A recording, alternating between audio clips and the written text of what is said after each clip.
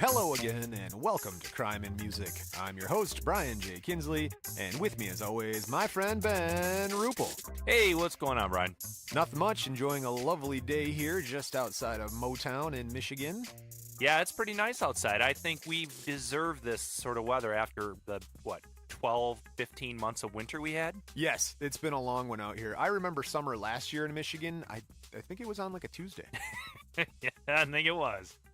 Anyway, we are a true crime podcast about people in and around the music business and their misadventures into law breaking. We cover such topics as murder, extortion, money laundering, drugs, gangs, all sorts of fun stuff. So if you enjoy that, please stick around and tune in. If you're back again, thanks for coming back. If you feel like helping us out, go to iTunes.com. Give us a quick review right there. That would be immensely helpful. Doesn't matter if it's good or bad. Just iTunes wants to know you're listening to us. So we'd appreciate that. Yeah, go hit some buttons. And if you want to support us even more, feel free to help us at patreon.com/crimeinmusic and become one of our monthly subscribers. And with that comes some fun benefits that you can read about there at Patreon. All right, cool. Well, who do we have on the docket today, Brian? Today is a fun musical artist. You know who? I know who it is. I'm excited. I'm locked in, man. You're familiar with Wheezy? Oh, I'm a mid-40s dude who likes to listen to Lil Wayne. No, it is Lil Wayne, correct? Yeah. When did you first? Young Money. When did you first listen to Lil Wayne? How did you he want come to hear on a your real radar? dumb story? I really do.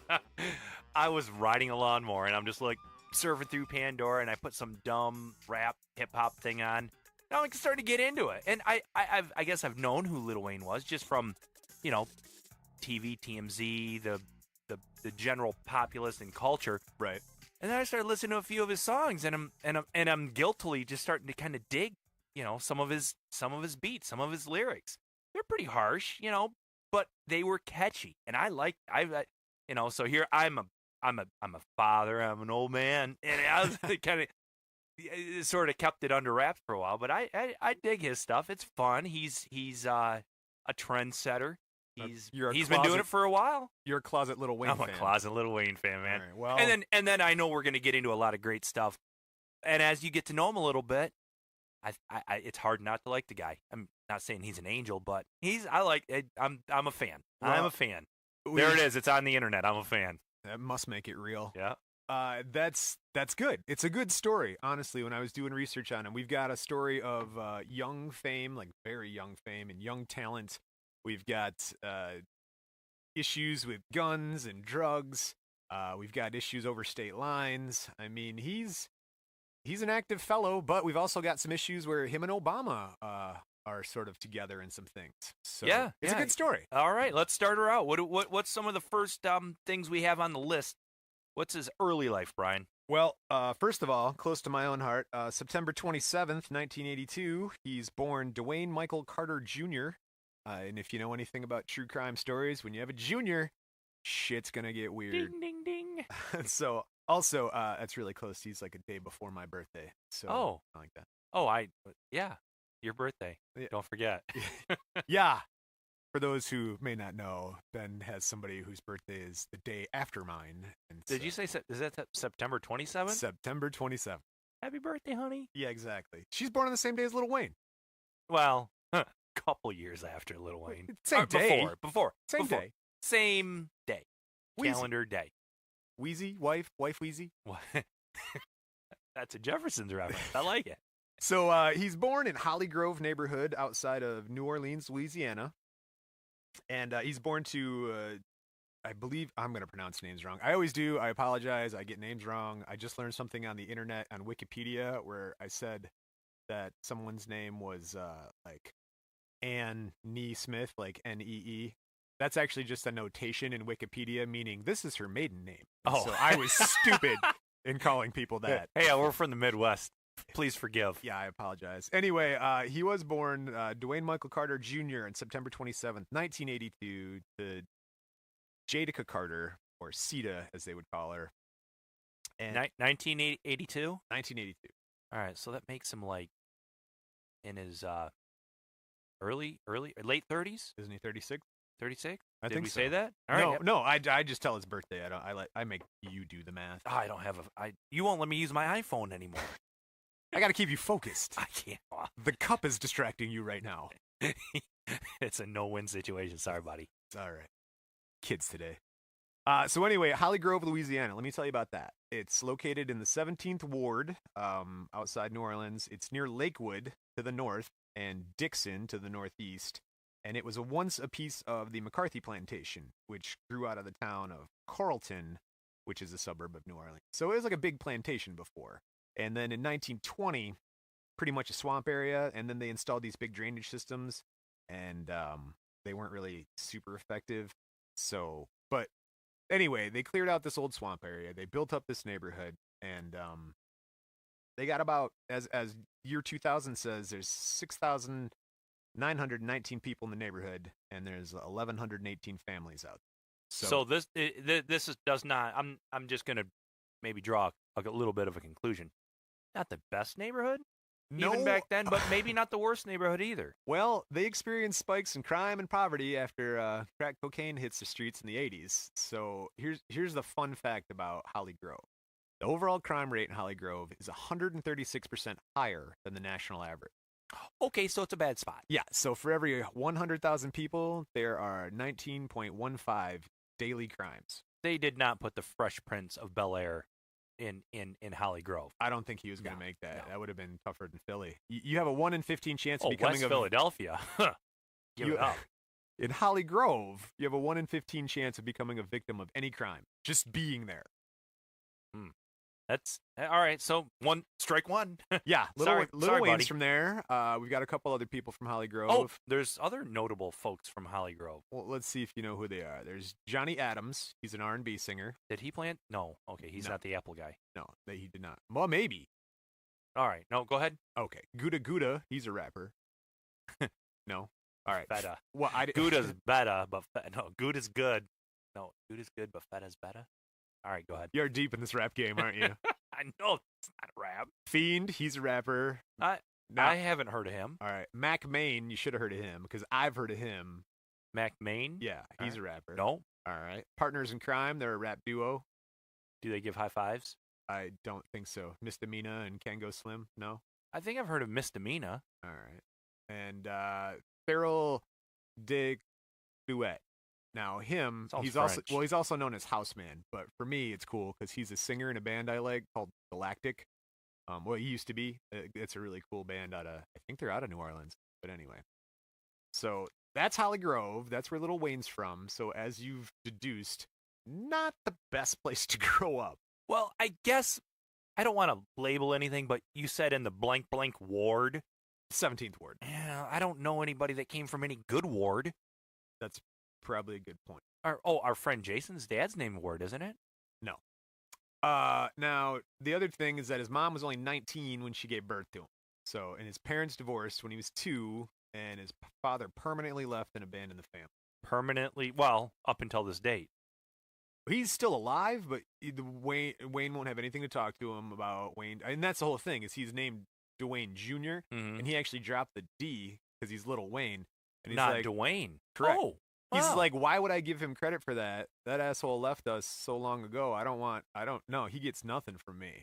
So he even dropped the name to call himself And Lil I Wayne. understand that because you would always feel like if your father came back after your success, Right. gold digging. I mean, they're not there because they loved you. Because if they loved you, they would have been there at the beginning. Right. They would have stuck around regardless of fame or whatnot. I think there are a lot of famous people that have that same sort of a story. Maybe not the exact same story, but something very, very similar. Oh yeah. No. Right.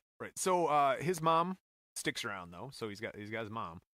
She remarries a guy named Terry, and then Terry leaves, and then she meets a guy named Reginald McDonald, who they call Rabbit. Now, Rabbit is kind of important because Lil Wayne considers Rabbit to be his real father, even though his biological father, he's not. Rabbit's the guy who sort of raised him, taught him stuff, things like that. Okay. So he and Rabbit were close. Wayne's even got a tattoo in honor of Rabbit, who was murdered before Wayne even became a star. So this guy was raising him not even knowing that he was going to be this huge thing or even like it. He is a good guy. I mean, at least he took a little responsibility. Yeah, with for somebody with else. this young child Right. that was around. Good. And then Good on him. His mom is happily remarried to her fourth husband, so Sita's getting on, and she's doing just fine. I wonder if she's hot. She wasn't bad. No? Pictures I saw, no, she was attractive. She looked fun as hell. Like She you know, locked like down bringing- 4. Well, yeah, she's Got something going on. bringing something to the game. Wayne enrolls in a gifted program at Lafayette Elementary School, and he's in the drama club at Eleanor McMain Secondary School. The So gifted program. he's smart and he's talented. You've ever heard him just speak outright? He sounds a little, like he's from the streets, but intelligent. He does sound intelligent. I would agree. No matter where you're born, what demographic you're in, there are people that are born idiots. There are people that are born intelligent. Your brain function. He was born in a rough spot, but he was intelligent, and I think he may have just not only dug himself out of a hole, but pulled himself up out of that hole, and now he's doing well. You can't be as successful as he is without having a little bit of brain. No, you gotta be smart, man. I mean, he probably made a few mistakes along the way, and We'll get there. we'll get there. So he's got his gifted program. He goes to McMain in the early 90s for about 2 years. Then he moves to Marion Abramson Senior High School. And then finally he drops out. I think he drops out at like 14 because he's going to go become a musician, a rapper. Was he hitting this? I mean, was he involved in any nefarious stuff during that time when he was young? I mean, was he in? I mean, he would run in the streets. Was he? Well, not yet. Well, here's the thing. All right, so I mean, that's pretty young still. Where you're making decisions to want to be a musician, to leave school, leave your education. Right. Right. Maybe So- he was just very gifted because he does bust a few bad some very hardcore rhymes. Well, 1990, he writes his first rap song at the age of 8. And then 1991, he meets a guy named Brian Williams, and he is a rapper and owner of Cash Money Records. So Wayne records some freestyle raps on Williams' answering machine. Like, he would call him up and be like, "Hey man, I'm 8 or 9, and I got these sweet raps," and he'd leave them on the guy's answering machine. And he's like, the guy's finally like, "All right, you know what? Come on, man." He's like, "I will mentor you." I got a and- turtle. It's blue. I like turtles. And so he puts him on some Cash Money distributed songs, at like 8 or 9 years old. At 8 or 9, when he busted on the scene, I mean, before I ever knew who he was, I'm like, who's this kid? Yeah, Was he a for real. celebrity's son? No. No. He's not. So his career's kicking along. 1992, he records his first collaboration album, True Story, with the rapper BG. And at the time, Wayne was 11 and BG was 14. And they were billed as the Bee Gees with a Z. And remember the Z, because that's on every single album they do's. Oh, they do's? It's in my brain now, man. It's everywhere with the Z. Is that do's with a Z? Do's with a Z. All right. I was in a band called 21 Days with a Z. 'Cause that makes it cool. Damn it. Z's are cool. All right. 1993, he's still going to school, so he plays Tin Man in his middle school drama club's production of The Wiz, which, have you ever seen that? It's like Michael Jackson. Is that a whiz with a Z? It is a whiz with a Z. We're back to the Z's again. All right. And then... I'm the whiz. Nobody beats me. Oh, wait. That's totally different. Yeah. References. We were talking about that earlier. All right. So then, 93, he accidentally shoots himself with a 9mm handgun, and an off-duty cop drives him to the hospital. And this, I think, is what you were talking about.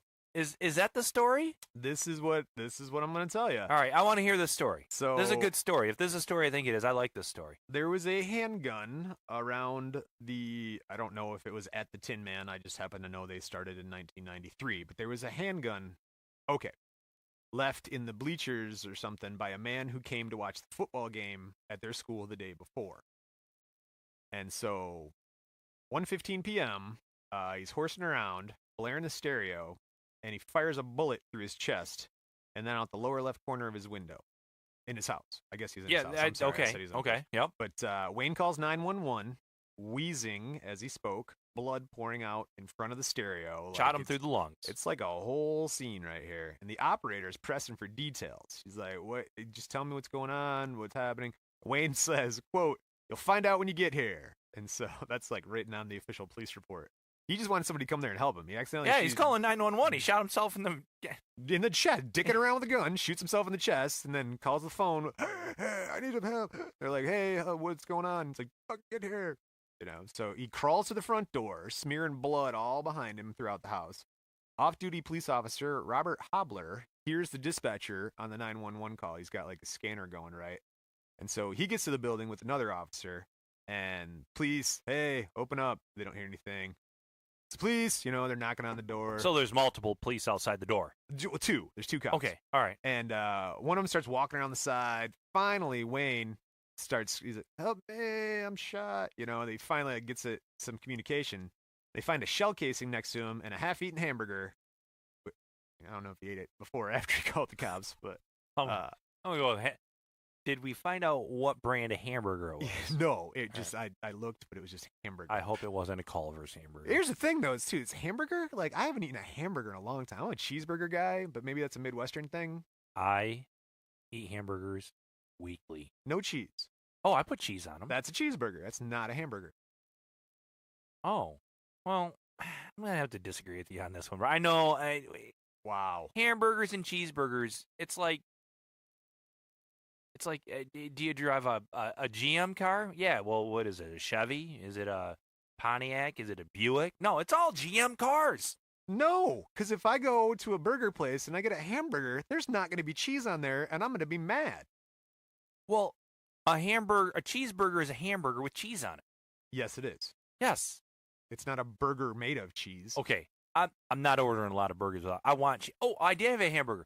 I will not go. All right. I'm just saying, I'm not spending 20 extra cents for a fucking slice of cheese at Burger King. No, I get a Whopper. Do you want cheese with that? No, I don't want cheese with that because that's a ripoff. You get a Whopper without cheese. Every time. Dude. Heavy all. I don't know if we can. All right, let's get back. No, heavy all. Whopper, heavy cheese. Or a heavy all. No cheese. I'm not spending the money on the cheese. It's not worth it. You can't, when you put heavy all on it, you can't taste the cheese. Go ahead. All right. Thank you. So one cop sneaking around the back, one cop knocking on the door.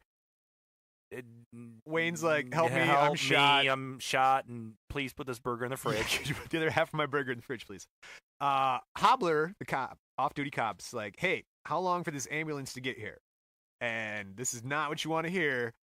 The dispatcher say, I'm sorry, we have no ambulances available right now. Huh. And so he continues, hey, we need an ambulance. And the dispatcher's like, I don't know what to tell you. We don't have an ambulance. Quote, take him to the hospital yourself. So finally, his partner comes around the other side. He's like, oh, okay, you got him. Cool.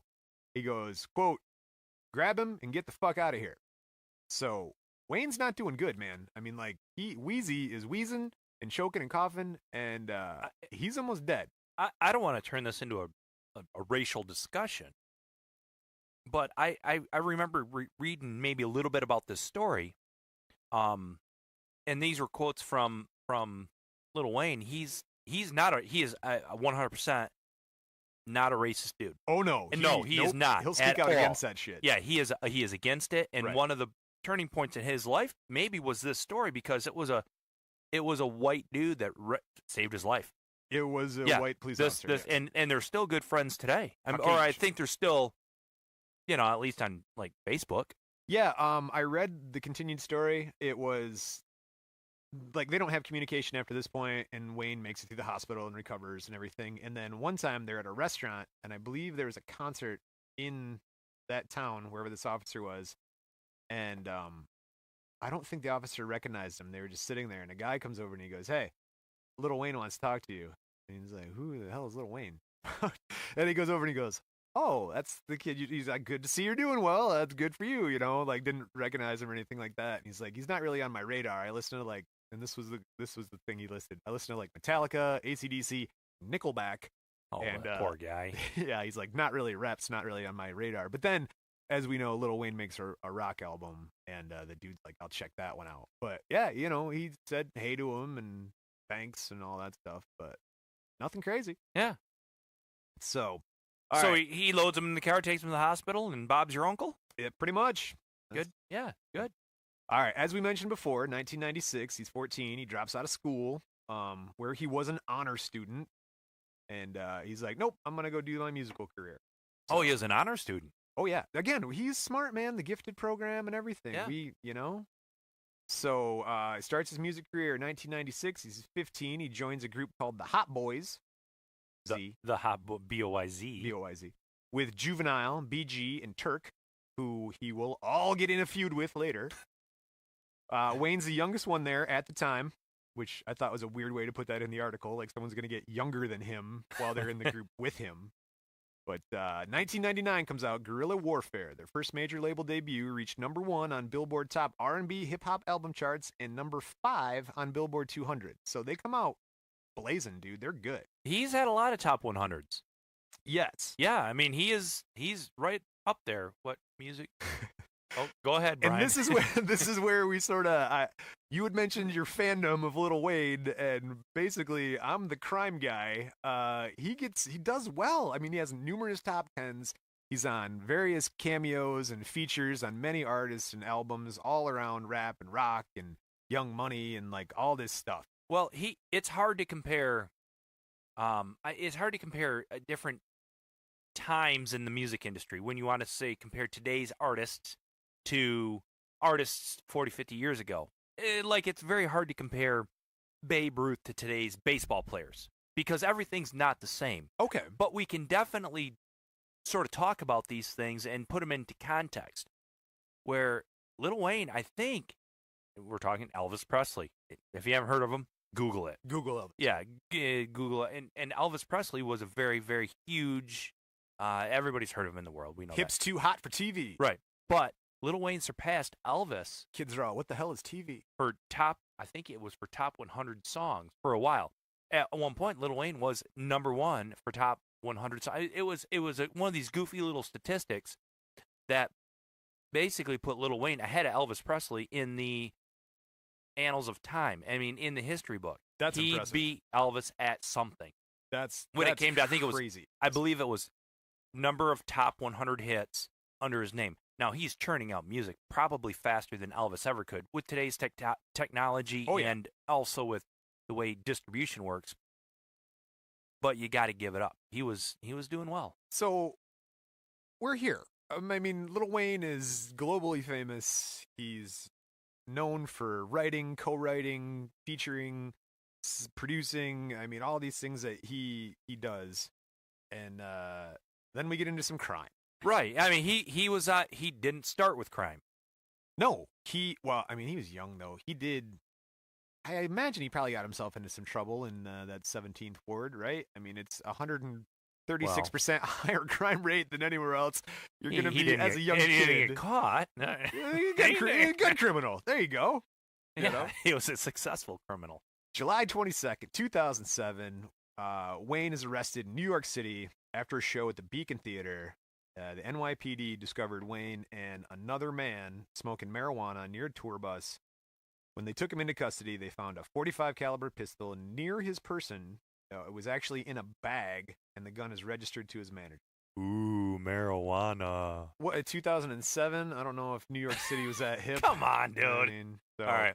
He's charged with criminal possession of a weapon and marijuana. October 22nd, 2009, Wayne pleads guilty to attempted criminal possession of a weapon, and he's due for sentencing in February 2010, and he's expected to get like a 1-year county jail sentence, right? So this is what I like. Wayne's attorney announces the sentencing will be delayed until May 2nd because of dental surgery. Dental surgery. I just like how a lawyer can just announce that the trial will be delayed. I announce that my client is innocent. I decree if he is or isn't, we're going to wait, and then we'll deal with this a little bit later. So, but the dental surgery, I'm sure you've seen Lil Wayne. Oh, he's got, yeah. You can't go into jail with that, dude. People would be prying your teeth out while you sleep.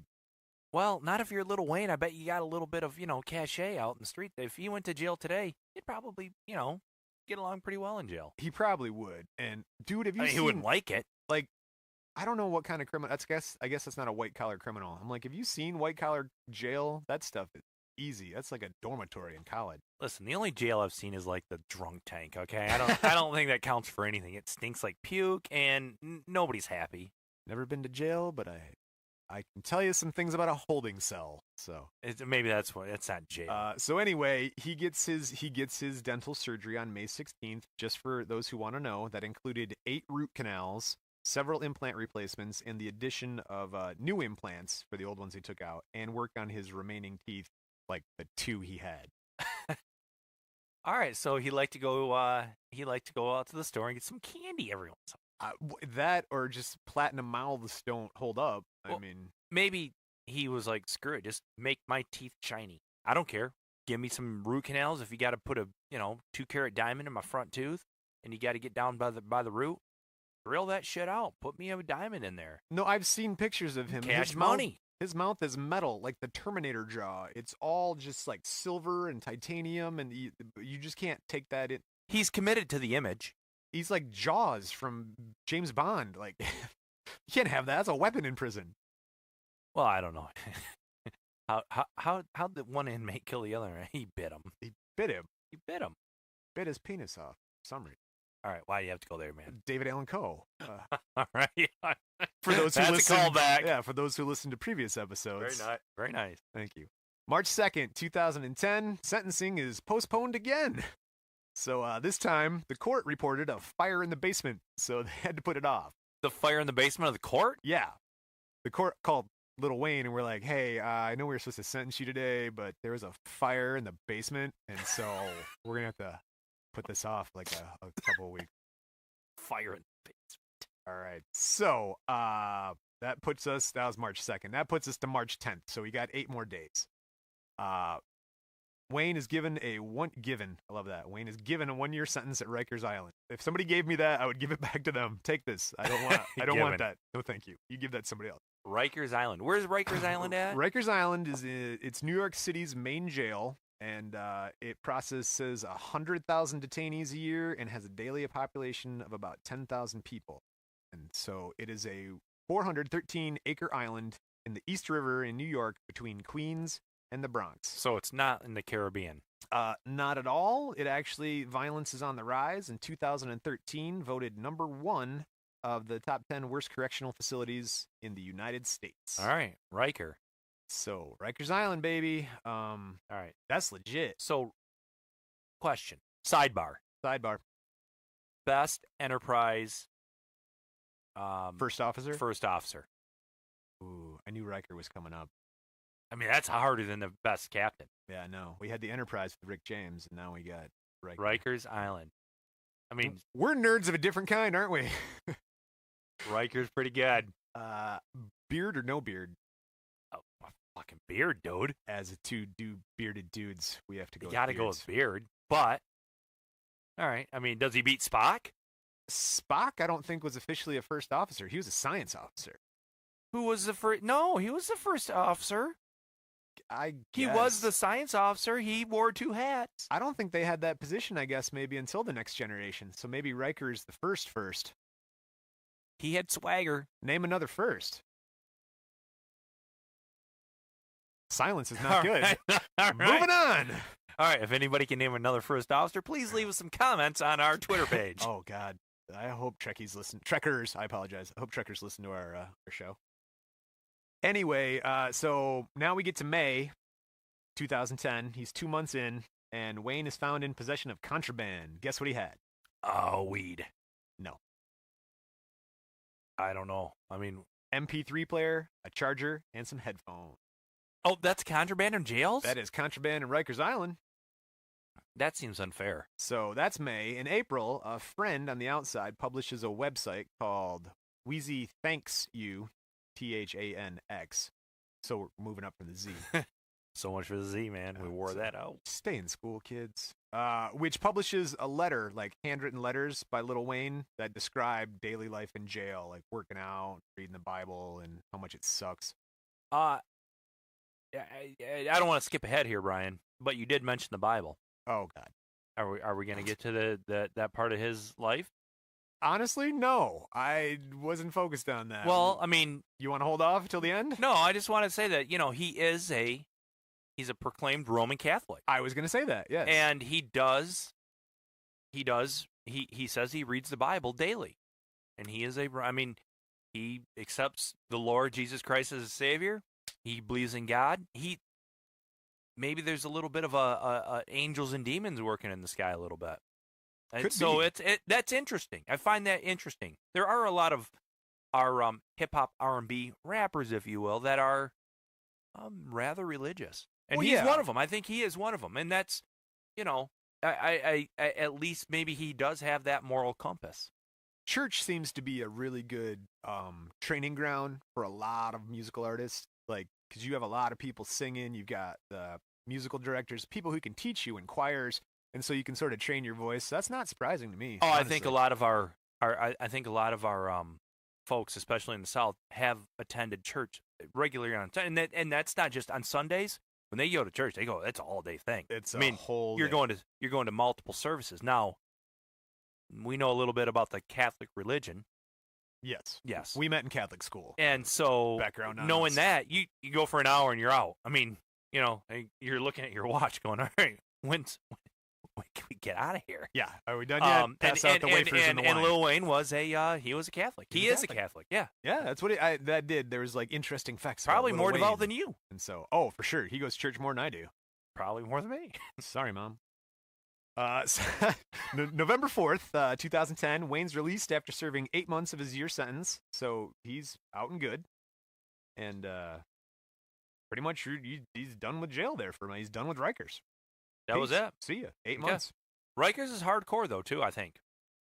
Yeah, as we talked about, it's one of It's the not a worst joke. correctional Not a joke. places ever.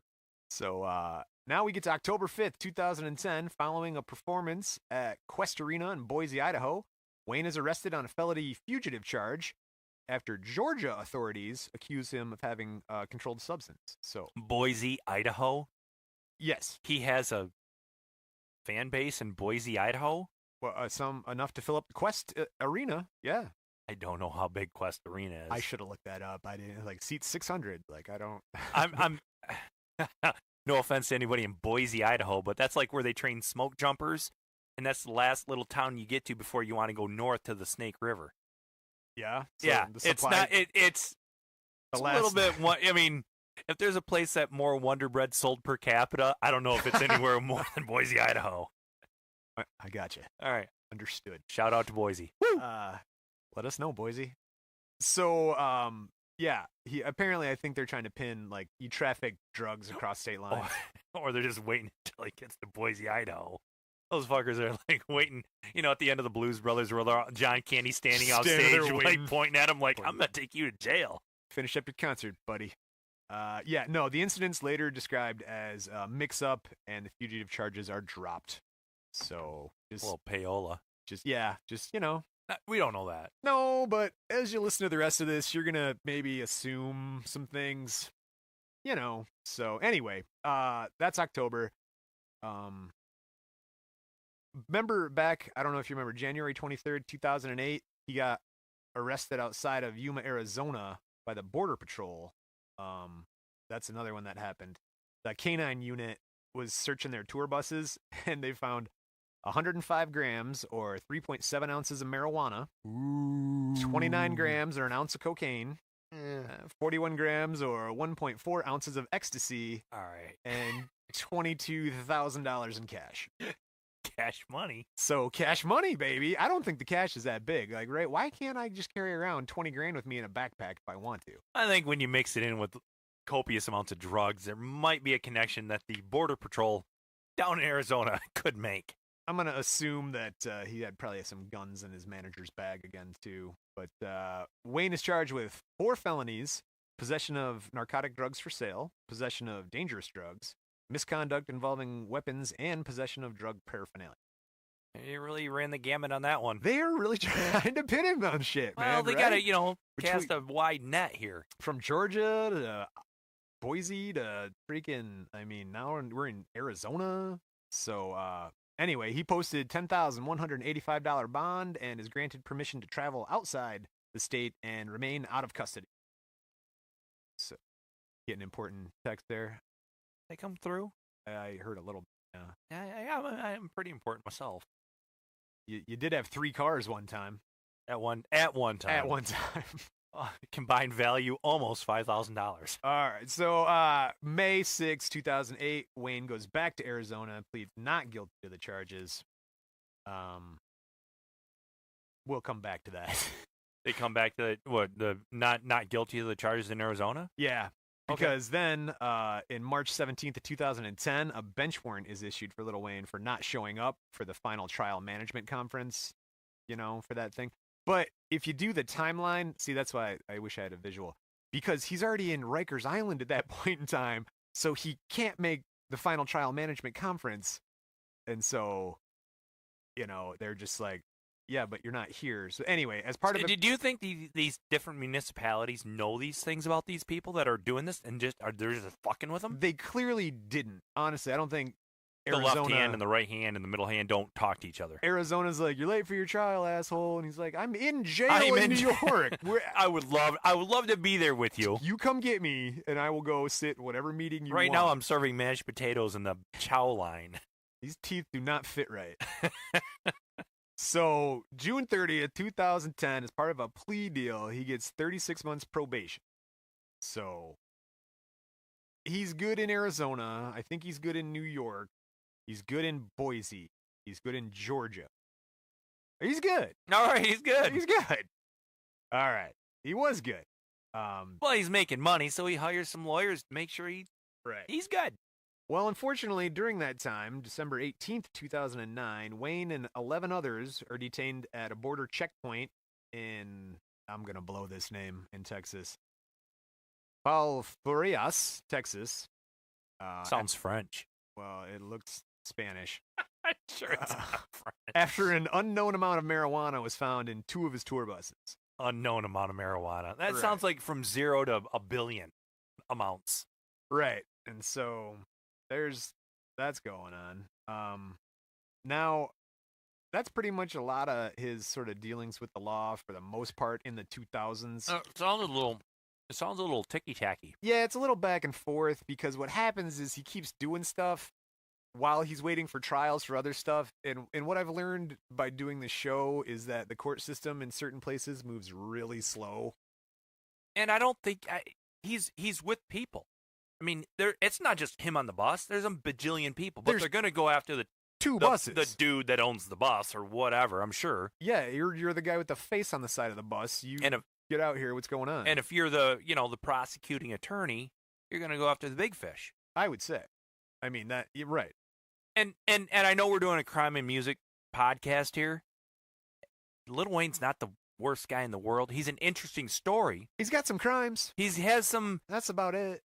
Quote unquote crimes, but he had some crimes. He's got an interesting story, and more or less, he has a nice little story of run-ins with police, good and bad. He's definitely got his street cred. Yeah, I mean, he's earned that. Yeah, straight away. Yeah, 8 months in Rikers, man. I'd say I'd believe whatever you rap about. Sure, and he's good. I mean, he's interesting. He's very good at it. So, all right, now, probably break time, right? You want to take a break? Yeah, what are you gonna do in your break, Brian? I don't know. I'm gonna travel. I'm gonna you travel? Do you think? Travel. I'm gonna edit this. All right. Break time. So we agree Lil Wayne is a mega star. That's just where we're at. Okay. A mega. Really big rap influencer, really knows how to perform right, do the whole gig. Like he's got it. Pulling down some money. Doing good. Yeah. So July 22nd, 2007, Wayne's arrested in New York City after a show at the Beacon Theater. New York police discover Wayne and, quote, another man smoking marijuana near a tour bus. Ooh, the marijuana. When they took him into custody, they found a .40 caliber pistol near his person and later find out the gun was registered to his manager. And when I read the story, it was in like a bag sitting next to him, not on him or anything like that. That's, yeah, it's a little sketchy, isn't it? So he's charged with criminal possession of a weapon and marijuana. So for this charge, on October 22nd, 2009, Lil Wayne pleads guilty to attempted criminal possession of a weapon and he's due for sentencing in February of 2010 and expected to get 1 year in county jail sentence. We need to get a lawyer on the show because I need some of these things explained. Attempted criminal possession of a weapon. What does that even mean? That's what I was thinking. It's a little gray. It sounds like a stretch again, so, but I know a guy. We can get a lawyer on the phone. Let's get a lawyer on the phone. Well, while this is happening, January 23rd, 2008, Wayne, along with 2 others, are stopped and arrested outside of Yuma, Arizona by Border Patrol. Yuma, Arizona. Were they crossing the border? I think they might have been. It's Border Patrol. It's a Border Patrol stop. I think the Border Patrol can basically, they got carte blanche. They can do whatever the hell they want within like so many miles of any border, including where we're at right now. Long as Lil Wayne and those guys didn't want to come pick some lettuce and put some people out of work, I think it's okay. No, I think they may not have been, the Border Patrol could be like, you're going with me now. Well, I didn't do anything. No, I'm Border Patrol and you're within this many miles of Mexico. Are these real officials, or these aren't like these people who have like just black Jeeps and stuff who claim to be like... I don't think they're like LaGuardia security. That's what's keeping the border safe. LaGuardia. LaGuardia's out there. The P.S. Pinkertons. That's actually a name of a company here in our area. LaGuardia. Yeah. The guards. That means the guards. So, unfortunately, the Border Patrol had a canine unit with them, and the stupid dog found 105 grams or 3.7 ounces of marijuana, 29 grams or an ounce of cocaine, 41 grams or 1.4 ounces of ecstasy. You ever done ecstasy? No. No, I haven't done that. Right. And $22,000 in cash. Apparently. Well, yeah. In case you need to go through the Burger King drive-thru later. Yeah, yes. You could afford that cheese. That's what the cash is for. That's why they call it cheddar. Wayne's charged with 4 felonies on that particular stop: possession of narcotic drugs for sale, possession of dangerous drugs, misconduct involving weapons, and possession of drug paraphernalia. He is not selling those drugs. No way, dude. That's the thing. Those are for personal use. That is for me and my people. I mean, can you do an ounce of coke in a night? I don't know. Is that a thing? Depends how many bitches you got. I suppose. Well, he's Lil Wayne, so he posts $10,185 bond, and he's granted permission to travel outside of the state and remain out of custody. So he's like, here's 10 G bars or whatever, and I'm going to have my other my tour. $12,000 back, please. You guys smoke all that weed, or do I get that?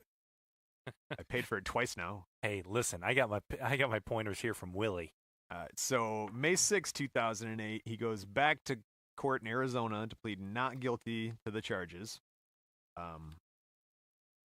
And then in July 24th, 2008, while we're still waiting for that stuff to come back, the Abco Music Incorporated files a suit against Lil Wayne for copyright infringement and unfair competition for the song Playing with Fire.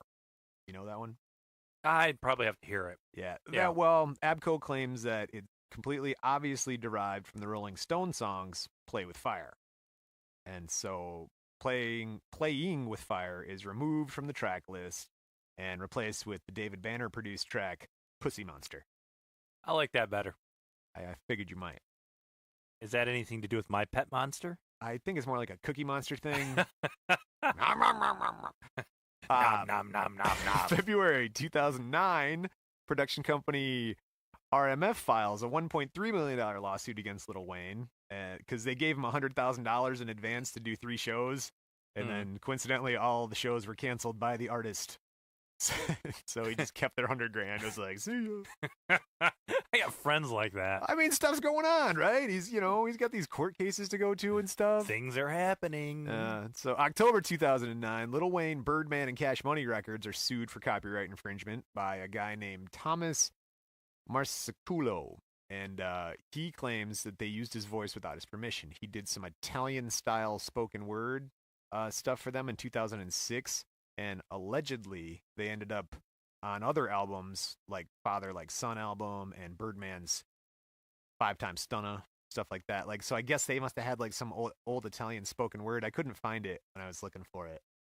All right, we're out to look at that in Pandora later. But, anyway, December 18th, 2009, Wayne and 11 others are detained at a border check again, but this time it's in Texas, in Falfurrias, Texas. Falfurrias. Falfurrias. sounds right. After an unknown amount of marijuana was found inside of 2 of his tour buses. Chillicothe, Ohio. Chillicothe. So, well, now okay. We remember before that Wayne was going to be sentenced, and he was supposed to go to court. Out in New York. Oh God, let me think about this. Okay, now we're at February 9th, 2010. You remember the gun and weed charge that he caught when he was out in New York City? Yeah, the one of his first on this little string he had here. Right. With the gun in the bag, that was his main. Yeah, that was not even his. Right. Yes. He's supposed to be sentenced in February. Well, here we are. So now we get to the sentencing. Wayne's attorney announces that sentencing will be delayed until March 2nd due to dental surgery. I decree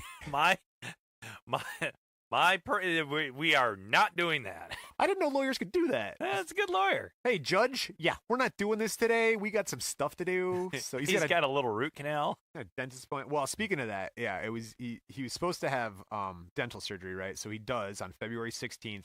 For those dental fanatics out there, Lil Wayne had 8 root canals, several dental implants replaced, the addition of new dental implants, like probably diamonds, fake bone for taking the diamond out, and work on his remaining 2 teeth that he probably had.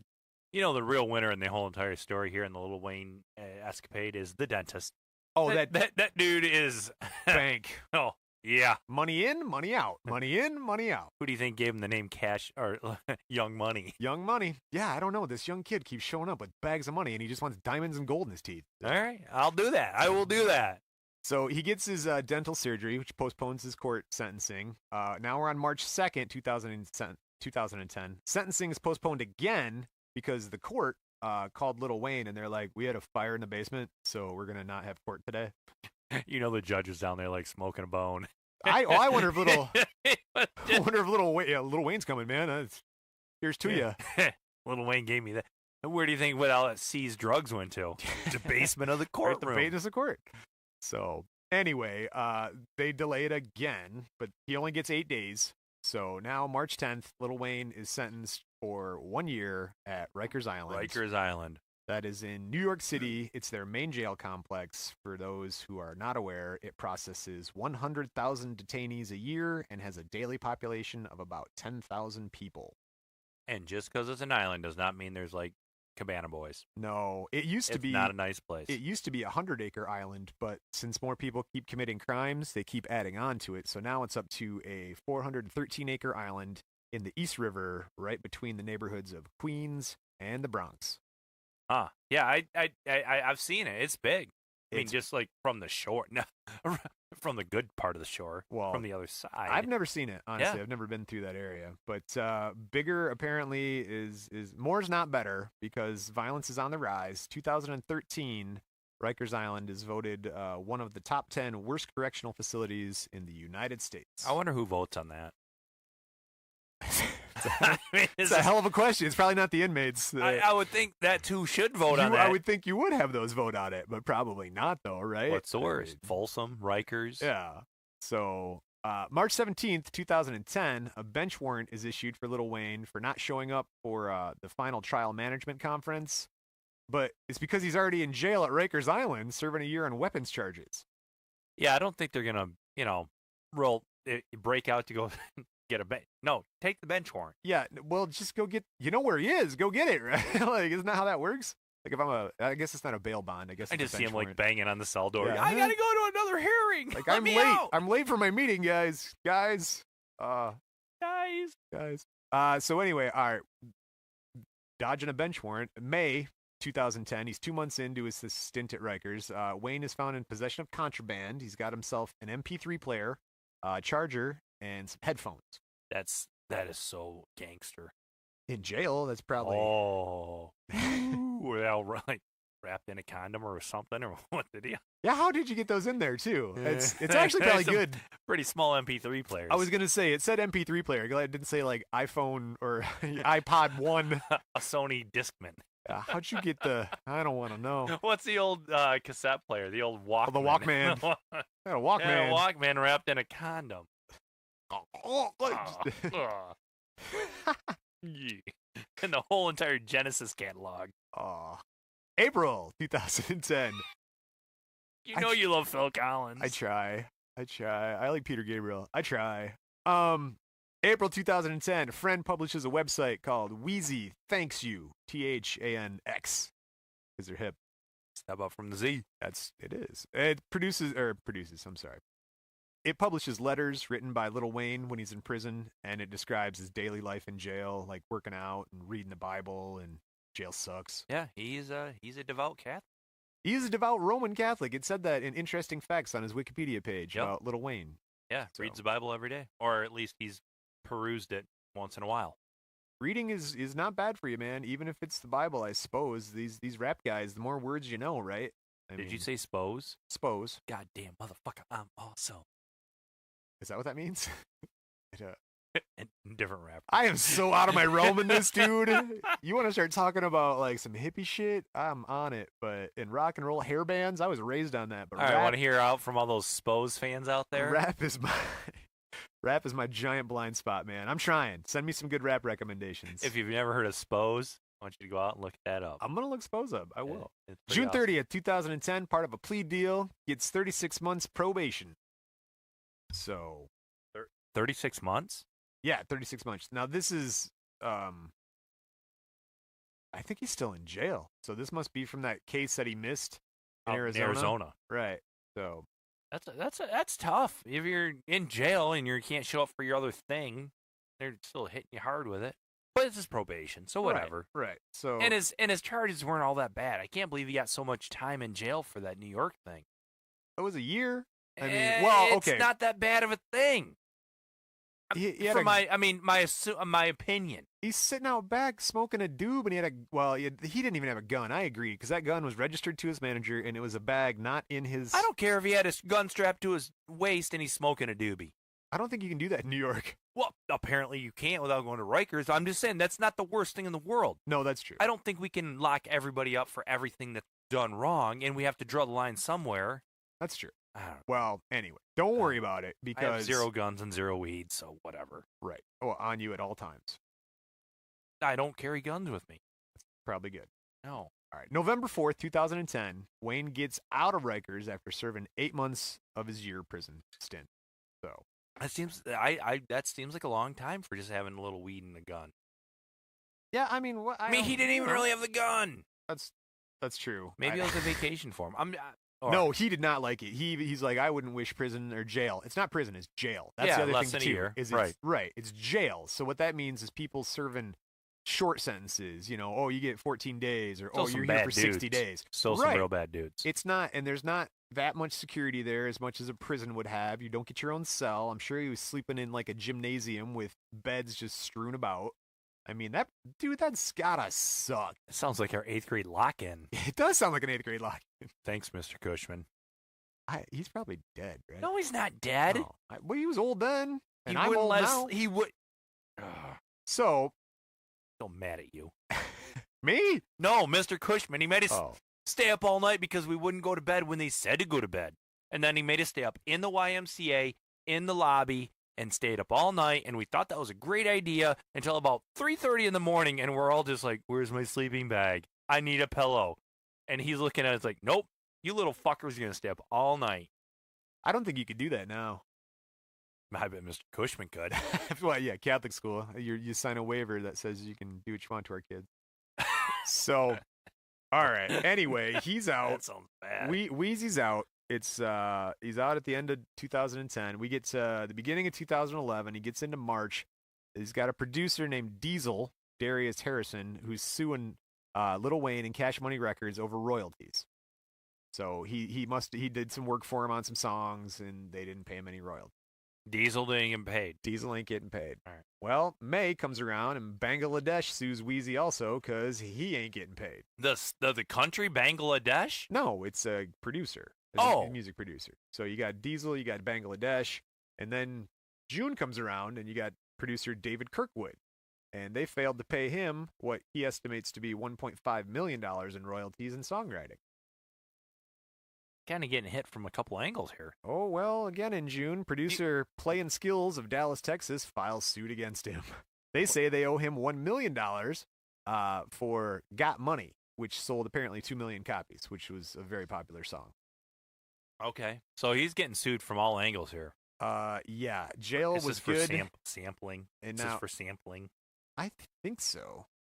Well, no, because it's producing. So these guys make beats. You know, they're the guys who will make like the background track that he raps over. Right. And then he's like, so now we're in July, and Done Deal Enterprises, they file suit against Wheezy. He's a he's a target. They're alleging that he stole the song Bedrock on We Are Young Money, and they're seeking damages of $15 million. Well, how much? 15, $15 million. Yeah. So far everybody's been hitting for like $1 million and a half. These dudes are in for 15 mil. Fuck you. Where's Yeah. my 15? No shit. So that's the lawsuits. A lot of those, I don't know if there's some payola going on or if it's settled, if they won. Well, They just bring up as lawsuits. as an avid rap connoisseur, I do hear a lot of different sampling, a lot of different beats that are coming from genres of music from 20, 30, 40 years ago. Oh, yeah. I don't know all the laws, but I would be pissed if I was, say, the Rolling Stones and somebody 20 years later, 30, 40 years later was using, that's my song. Oh, for sure. I made that song up when I was young, and that came from my fingers and my brain, and now you're here making more money than I ever did on that song. I want a taste. Yeah, and there's got to be some pride too, because you are the creator of that. Right. I mean, that was the thing that sort of frustrated me and why rap was kind of the hole in my game, because I grew up playing musical instruments. I played half a dozen musical instruments, and when I saw rap coming out, it's like, you didn't do anything. You stole this from a great music. But hold on, I see you here. Now, the thing that someone told me was access to resources. That's pretty it, because like if you're from a lower income or a lower economical strata and you don't have access to trumpets and drums and violins and saxophones and guitars, you got these old records that people have and you can make music with the old records, then that's cool too. But like you said, now there's a legal liability of people who created that. And then with music specifically, which is a whole weird genre, why we don't play music on this show is because my lawyer's like, you can't, because other people own the rights who are, even if you get permission from the creator. And you're opening yourself up for bullshit. All the time. Yeah, so, I mean, I think that there's some older musicians out there that have a point where like, hey, that's my shit. That's my song. But the younger musicians that are quote unquote sampling this stuff can look at him and go, dude, if I didn't bring this back, you would be you'd be nothing. Nobody would heard your name. So I hope that there's a lot of good stories out there that we'll never talk about on this station. We'll never hear about that are like, hey, you use my music. Yes, you did. Here's a couple bucks. Let's, come to an understanding and bring agreement. It back around. And you can make people that had been out of the game for long periods of time, decades, relevant. More again. Yes, yes, exactly. The second life for all your old tunes. Get a second paycheck. And try not to get greedy. But the thing is like that's the artist thing, right? Like, is it good enough? Do I want people associating this crap with what my song was originally and all that sort of stuff, So, because a lot of times in rap, they'll just take like the hook and the backbeat. They don't really care about your words. They don't want your chorus. No, they want that. They want that little tiny, the music. Little tiny 2-second beat, right? And everybody can within 2 seconds, 3 seconds, know that's your song. They know that song. It's already been ingrained in their heads since they were 0 years old. So yeah, Lil Wayne was not paying people apparently royalties, and a lot of people came they after might him. want a little bit of a taste of it, just a bit. Yeah, people do want success. People will leech onto that, man, or try and take a piece of you. But there was something interesting that you said. As a artist, there were probably a lot of those guys who were, hey, it's not the money. Oh, you said the Rolling Stones. It's all about the money, but right. If I'm in the Rolling Stones and they're like, hey man, they're gonna make you another $3 million, you're like, who cares? Yeah, throw it on the pile, Scrooge. Like, yeah, but at least like, if the song sucks, admit this is my sound. Well, yeah, true. Give them credit. Yeah, a little credit. So that pretty much wraps up Lil Wayne. He dips out of the news. Dun. Every episode. It's good. Dun, dun, dun, dun, dun. No, it's completely different. It's completely different, guys. So he's good, right? That was 2011. He gets into music, does some stuff. He stays out of the wanted papers, I guess. Well, a fun thing about our subject today is that he's still making this stuff. He's not washed up. He's relevant, doing stuff today. He got in young. And maybe we'll do a part 2 on this guy here in 20 years from now. Oh yeah, we'll always follow up. So and I like that we actually found a subject that at least one of us is a fan of. Oh yeah. That's you're not a big Rick James fan. Not now. David Allan Coe? No. Not much. No. I don't think you were a fan of Wheezy. Not really. No. Young Money? No. No, not on my radar, but I'm glad you like him. But I think that maybe you'll hear his stuff and maybe pop it on. It's different now. Yeah. When get a station, start playing it on your iPhone. When I hear any of these artists now, it's different because of what I know. I'm like, I don't know. You vacillate back and forth. Like, he's not an angel, but he's not a demon. Yeah, no, he hasn't burnt anybody on the ass with a crack pipe right. Well, that we know of yet. Let me think what you like this. The last thing I found on Wheezy is June 2016. He's on the Sunset Strip in California at the Hyde nightclub at a BET Music Awards after party. And a guard working the door, I'm assuming, door guy, felt physically threatened, but was trying to do his job when Wayne, closed fist, punches him in the face and yelled, "Fuck you, white boy." And now the guard's claiming it makes that with that last part, it makes it a hate crime. So hate crime. Trying to sue Wheezy on a hate crime. I bet he wouldn't be suing Wheezy if he was poor.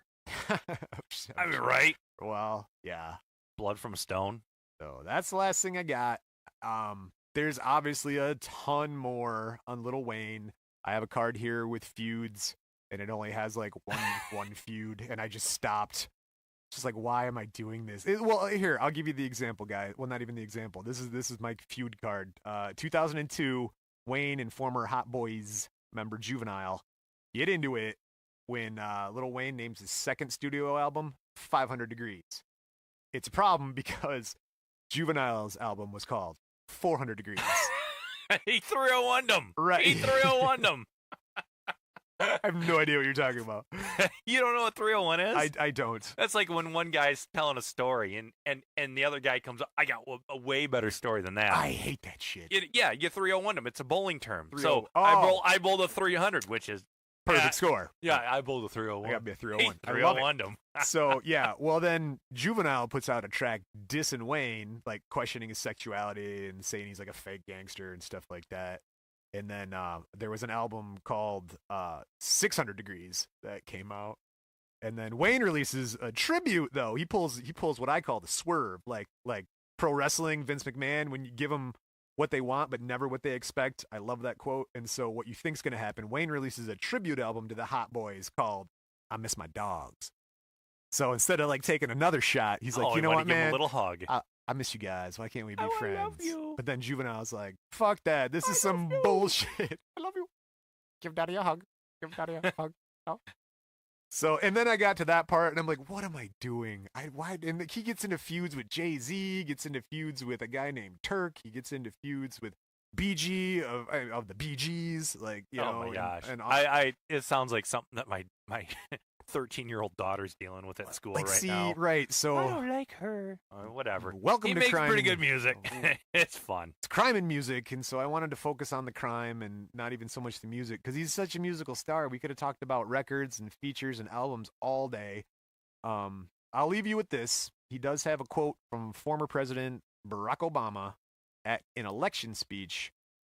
He was at an election campaign speech in Georgia. He was then Senator Obama said, and his whole idea was he's trying to he's building up to a point like there's no shortcuts for hard work. There's no easy ways to get things done. Barack Obama was saying this. Yes. In his speech. Right. In his election speech in Georgia. And finally he goes, quote, "You're probably not that good of a rapper. Maybe you are the next Lil Wayne, but probably not. In which case you need to stay in school." I don't know. How would you take that if you're Lil Wayne? Like, apparently Obama thinks I'm a pretty good rapper. He comes up again. You're a pretty good rapper, but you're kind of a dipshit. No, Obama brought him. There's another thing with him and Obama where they're like, what's on his iPod? And he's like, I got some of this, I got this, and Lil Wayne. I'll check out Lil Wayne. That sounds good. And so there's a few connections with Barack Obama and Lil Wayne, I think, out there. Yeah. They were buddies. Lil Wayne. I mean, not from like, they didn't both grow up in New Orleans. No. They were just, respectful of one another's societal position, I guess. They were good. They got along well. But that's Lil Wayne, cool. rapper. I had fun with Lil Wayne. I like Lil Wayne. That was different. I didn't mind it so much. It wasn't so, like, violent and creepy. It was just like, hey, he smokes some weed, does some coke, drives around on a tour bus. Like, At the end of this, I don't feel like he was evil. No, I do not get I'm not No. going to listen to Lil Wayne songs negatively like I do some other stuff. Like, I heard Super Freak the other day when I was working, and I'm like, like, you are a super freak, you creepy you're asshole. A bad dude. If you haven't listened to Rick James, it's a hell of a story, man. But Lil Wayne is much. I can still hang out with Lil Wayne. I give him a fist bump in like my lamey white Rick guy James way. is kind of dead, but Lil Wayne. Right. I don't feel like he's a bad dude. Still fits our profile for our crime and music. Yeah, he had some of that. He may still have some more of that coming up. He's probably got that. In a lot of the cases in his genre of music, leads, it gives him a little bit more street cred. Oh, his street cred is hard earned, man. I think he's legit. That stint in Rikers, that's jail, man, for 8 months. God. Yeah, and that part where he shot himself in the chest. Shot himself in the chest. Didn't wait for anybody else to shoot him. Did it himself. I'm gonna go back and look at that. I mean, for right now, I'm gonna believe everything you said because you did the research. I heard a different story. I don't know if we should even talk about this, but I heard that there was a plethora of police. Is that a plethora of police? Plethora of police. Like gaggle of Did you say I have a plethora? And there were many different black police officers that came through the house, and it was the white police officer that stopped to help him.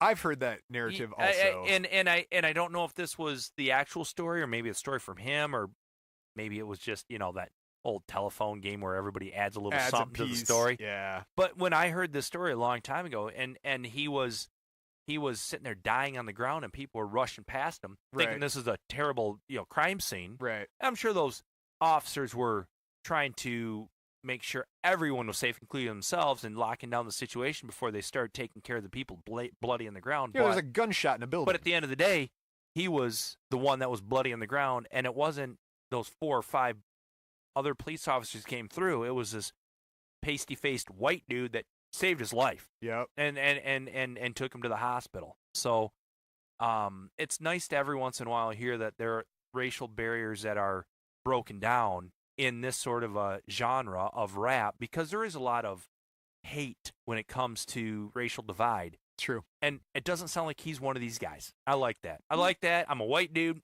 I like listening to a lot of the hip hop and the, fun urban music.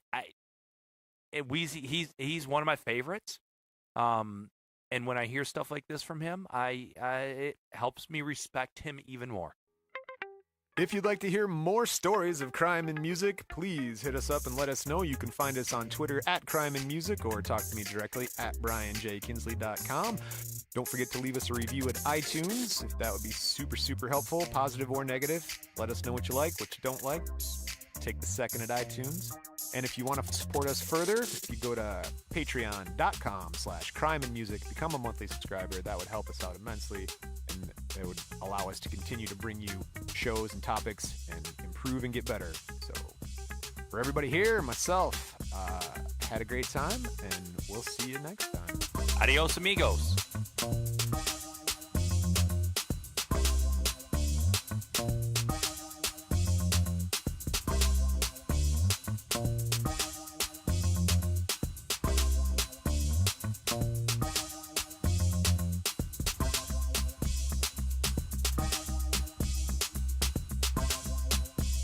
You're probably not that good of a rapper. Maybe you're the next Lil Wayne, but probably not. In which case, you need to stay in school.